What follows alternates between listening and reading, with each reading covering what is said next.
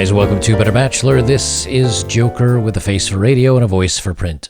Some of you guys have been sending me some really great emails, and I wanted to tackle this one because I can personally relate to this. On my driver's license, I think it actually says 5'6".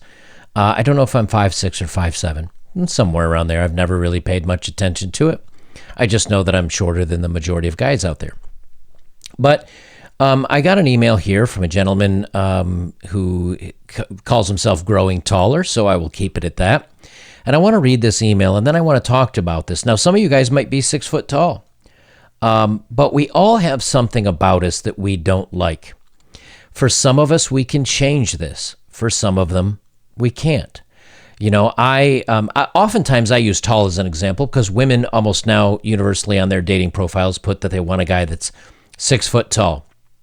And when you're a shorter guy, this can be very disheartening because you look at something like that and you say, well, I'm out. There's nothing I can ever do about this, and I just have to move on.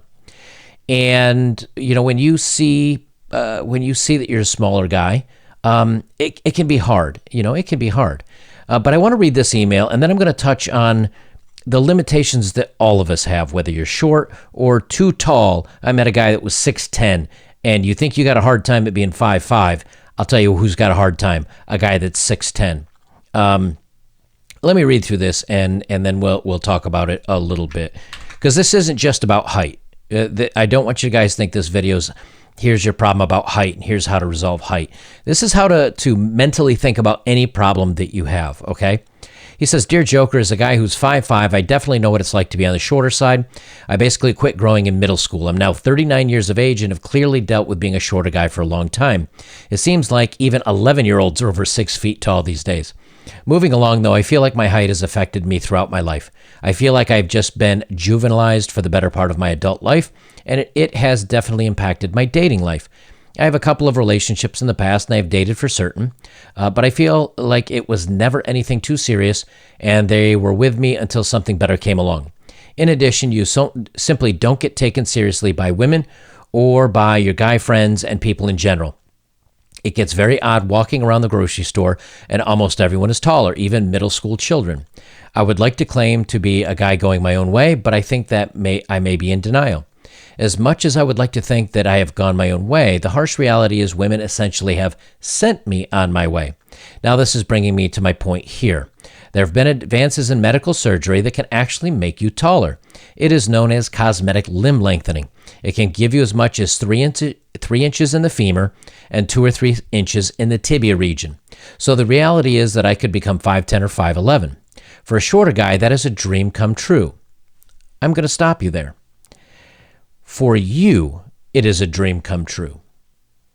I know about these procedures. Now, there was a point in time they only did them in China, but they have moved them to other areas of the world. And what they basically do is they drill in and put pins in your bone, and then they cut the bone, and then they gap it just a little bit, and that gap grows in. And then they gap it a little more, and the gap grows in. And they continue to do this, slowly lengthening things. I've looked it up out of curiosity. Because I'll tell you something. When I was very young, now you're 39, so you're just a little bit younger than I am. When I was 18 or 20 or 21, I wanted to be a little taller. But I'll tell you something. You say here, for a shorter guy, this is a dream come true, and I'll tell you it's not. It's not for all men. It boils down to how you view your height. I'm going to finish reading this, and then I'm going to tell you a story, personal story, because I'm shorter. I may only have an inch or two on you. I'm not that much taller than you. And then we're going to come back around and how this applies to other guys that may be tall or may have other issues, okay? To achieve such a height would run nearly $200,000 in U.S. funds, and I'm going to skip down here. I would rather be 5'10", driving a Toyota Corolla than a 5'5" guy driving the Lamborghini. Okay, so let's talk about this for a minute here. I was in a pub, and there was a beautiful, tall drink of water. She was probably 5'9" or 5'10". She was definitely taller than me by 3-4 inches. And she knew how tall I was because I was walking through the pub, and this was on a Tuesday or Thursday. They used to have a trivia contest at this bar, and I used to go. And there was a woman, and she was kind of in a heated argument with a shorter guy. And he was saying, you know what, here's the thing, though, as a short guy, you don't understand this, and short guys have a lot of to offer, and he was trying to sell himself to this tall woman. And I came over and I sat down, and we sat there for a minute. He went off to the bathroom or did something, and I said, well, you look like you're having a good night, and kind of chuckled a little bit. And she knew I was making fun of her situation. And she said, yeah, he's trying to convince me why even someone tall like me at 5'10" should be okay with dating somebody that's shorter. And I said, he just doesn't have any confidence. I mean, when you're 6'2", like I am, you don't have any problems with that. And she kind of gave me a look, and I was sitting in a tall bar stool. And she said, you're not 6'2". I just saw you walk in. And I stood up, and I said, yeah, I am. I'm 6'2". And she's like, no, you're not. And I said, I most certainly am. Or at least when I stand on my wallet and my attitude, I'm 6'2". And I laughed about it. And we chatted on, and he came back and had problems and so on and so forth. And she ended up blowing him off. And I just joked around, and we had a casual. And as we were dealing with the trivia thing, we shared some what's the word? Oh, we shared some answers. It's 4 a.m., so I'm having a struggle tonight. We shared some answers, and at the end of it, I said, give me your number. We'll do trivia night again sometime or something like that, or maybe if you're lucky, I'll take you out to a bite to eat. And she just had a laugh, and she gave me her number. We did trivia a couple more times. I ended up dating her for about 9 months. The point is, here's a guy that was probably close to my height, but he had a problem with his height. He can't do anything about his height. But yes, it's all about your attitude on how you view it. You know, when I got picked on when I was younger, and somebody would say, yeah, you're shorty, was a great one. I'd say, you know what, maybe so, but at least my legs are long enough to reach the ground. Or, hey, maybe so, but I have no problem fitting in a sports car where these big lanky dudes can't. It's all about your attitude on the situation. Do you know there are men, okay, that have gone to war and have come back missing 3 limbs? They've lost both their legs and an arm. Do you think they would get surgery to correct that? They would, but they can't, so they wear prosthetics. Do you think they just say, well, that's it for me. I guess I'll lie down and die now. Nothing left in life. Can't get a woman. This, that, and the other thing. No, of course you can. Of course you can. You know, because there's a procedure to correct this for you, you're looking at it. But what are the ramifications of that? You know, what does it do to your muscle structure? Your body wasn't designed for this. Do you know if your shoe wears on the outside a little bit uneven, do you know that can give you back problems or hip problems or knee problems, even though it's a couple of millimeters on the outside of your shoe? You know, there are going to be times where you say, hey, I wish I wasn't bald. But there's hair stuff that can be done for that. I wish I were taller. Well, there's surgery for that. I wish I weren't as heavy. Well, you can go work out in a gym. But you know something? Here's the thing. You might get taller, and a woman would look at you and say, you know what, I just don't find you attractive. So do you want to go get plastic surgery? Oh, I don't like bald men. Do you want to go get hair transplants? I don't like bigger guys. I don't like light-skinned guys. I don't like guys with beards. I don't like guys that wear glasses. I don't. You're never going to please people. You're never going to make other people happy, especially when you're not happy. Do you know, I have dated women that were almost 6 feet tall. That's 6 or 7 inches taller than me. Why? Because I don't care. Let them make fun of me about my size. I give them crap right back. All right? But it's how you see the world. And if you see yourself as flawed and not good enough and not fitting in, the reason why you're not respected by your friends is not because of your height. It's because you don't respect yourself. It's because you don't like yourself. It's because you look, they call it, what's the word I'm looking for here? Napoleon syndrome. When a man walks around with an attitude, he's got Napoleon syndrome. When you demand respect, you've got Napoleon syndrome. When you try to ask for respect or get respect, you're not going to get respect. Do you know how you get respect? By respecting yourself and by standing up for yourself. And by, if somebody gives you crap about something, you give them crap right back about something else. It's all about your attitude in life. There are so many people that have it worse off than you, and I understand where you're coming from. So I'm not saying to quit complaining because other people have it bad too. But there are other people that are born blind. There are other people that are born deaf.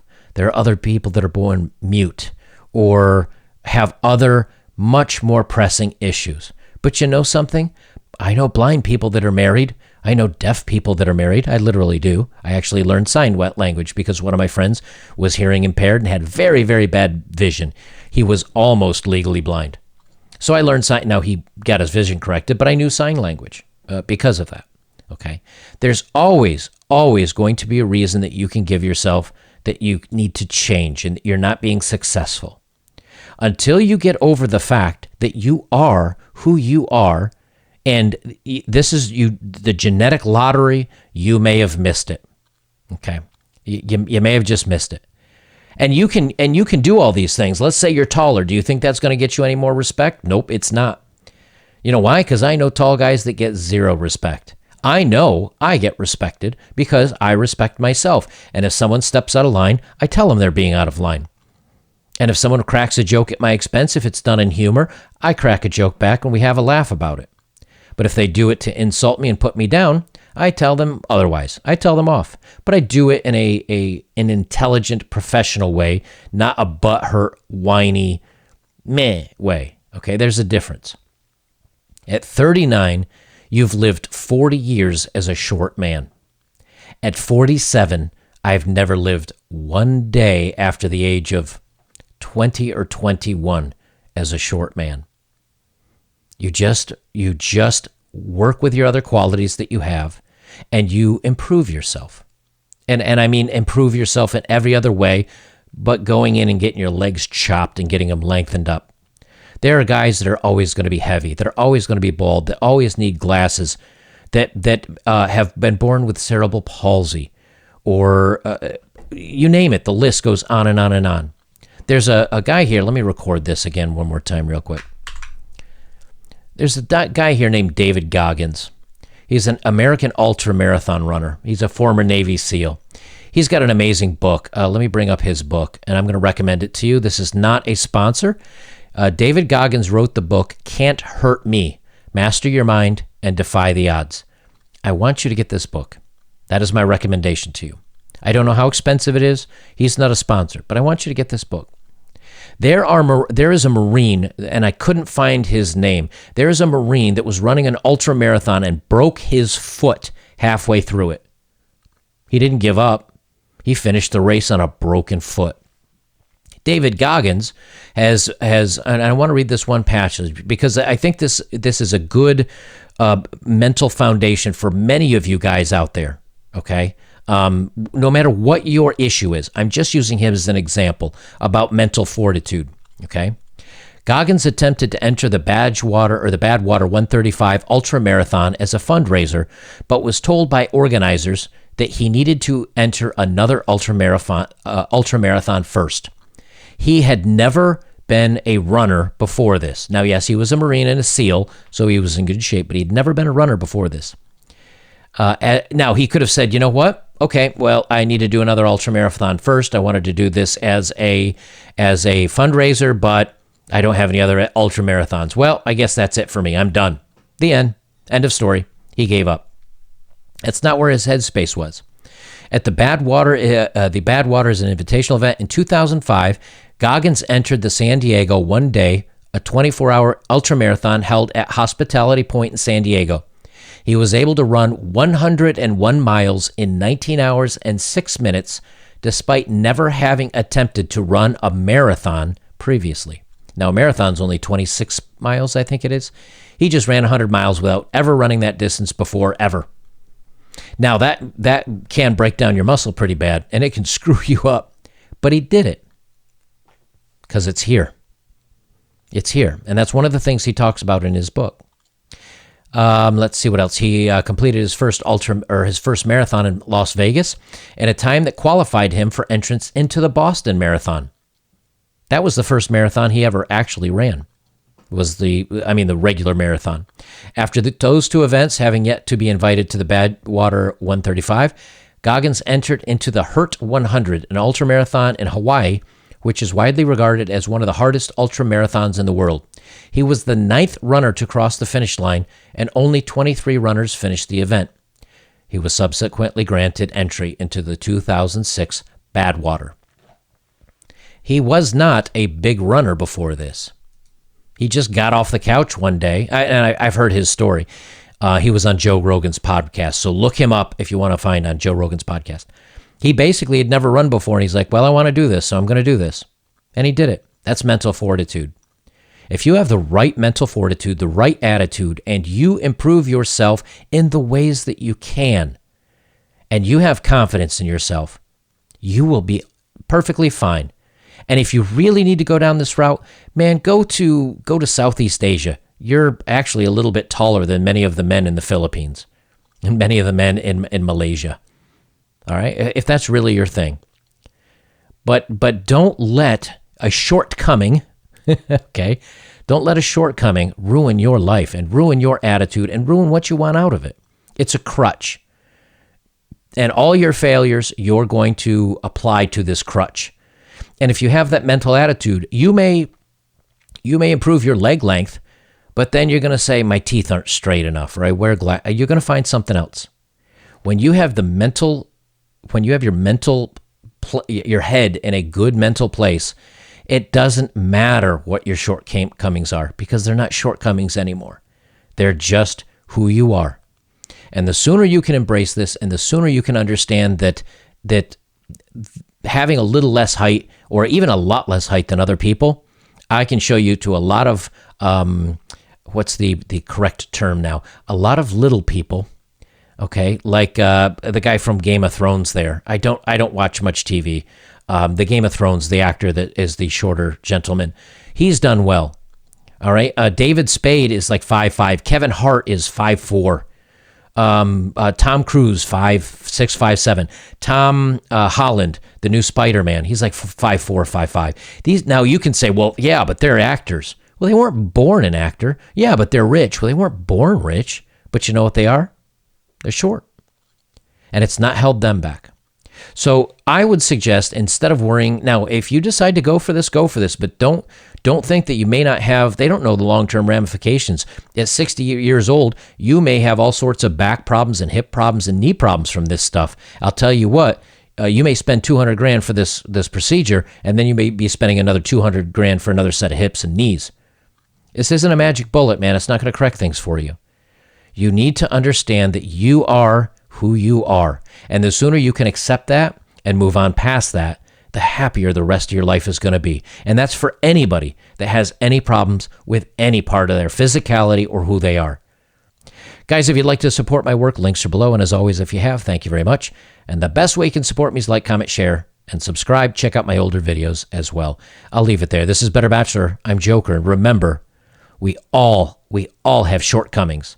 You can either learn to appreciate them and love them and work around them, or you're going to be forever at the mercy of them.